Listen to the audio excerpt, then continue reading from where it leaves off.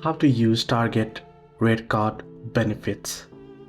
Well, to use your Target Circle card, formerly RedCard, for 5% off, first open up Target app and make sure you're logged into your account. Once you're logged in, head over to My Target option at the bottom right and you can see here Target Circle benefits. So add your birthday for a 5% birthday coupon and Circle 360 here. You can see Circle card option, tap on it and proceed to order the card. So make sure you have entered in your details, and once you have the card, now what you can do is, if you are on store, you want to tap, insert or swipe your physical Target card at checkout or scan the barcode in the Target app.